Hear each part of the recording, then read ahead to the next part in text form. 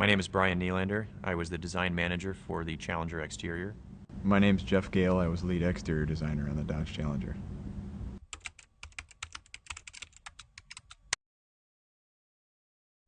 The fuel door was an important thing for us. It was, you start to think about what the original cars had and what is a Mopar vehicle and what is Mopar muscle, and think about those things that, people would think about or expect on the vehicle when it came out. The fuel door is one of the things that popped up, and we thought, oh man, what a great opportunity.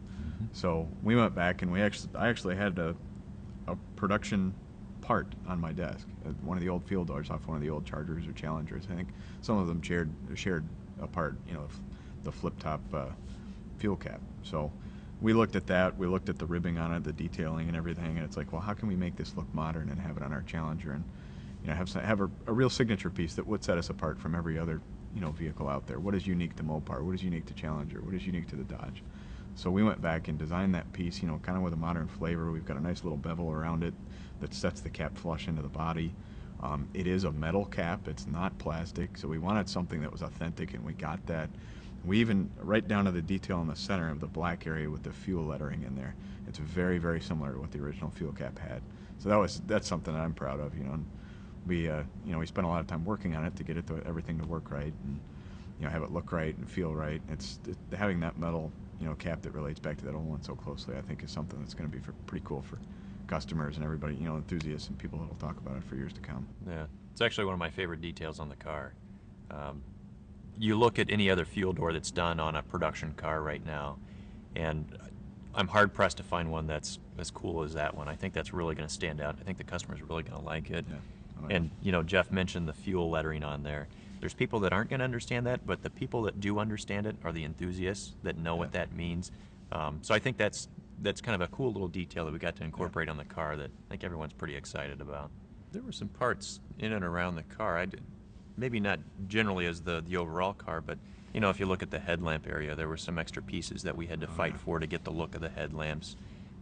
You look back at the show car, and the parked turns sort of had almost a gun-like barrel look to it with LEDs around. Well, we weren't going to use LEDs in the production car, but we did use a technology and an extra couple pieces to help us get that look with incandescent lighting.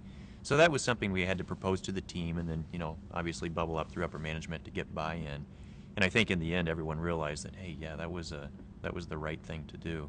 The Challenger concept had a taillight on there that had I believe it was a neon tube underneath, and that created a very evenly lit area back behind a frosted surface.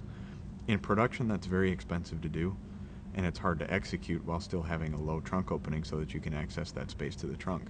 So what we wanted to do was create something that had the look of it, again relating back to what even the 70 did from a theme standpoint, and have it productionizable and still keep the cost of the vehicle down. So what we wound up doing was one, carrying the trunk cut through the tail lamp down lower so that we could keep our lower liftover on the vehicle, so that you can still access the trunk, have a vehicle that you can use every day, and have that access available. The vehicle's got a very large trunk in it. The platform allowed us that, and so you want to have access to that. And then applying the tail lamp graphic to the rear, we just put our black graphic on the trunk as well as around the sides of the vehicle on the quarter panels, and then the tail lamp lives within that, and then we tried to evenly light it through the parabola that's in there, and even the ribbing on the back side of the lens itself, and have that run all the way through. And it creates that graphic that the concept had. I think retaining the overall look of the tail lamp on the back, that was sort of the edict.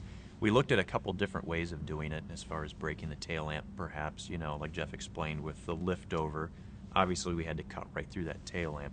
So we looked at a couple different opportunities where maybe it wasn't the same graphic that the show car had, but we kept coming back to, this thing needs to be a full width tail lamp back there.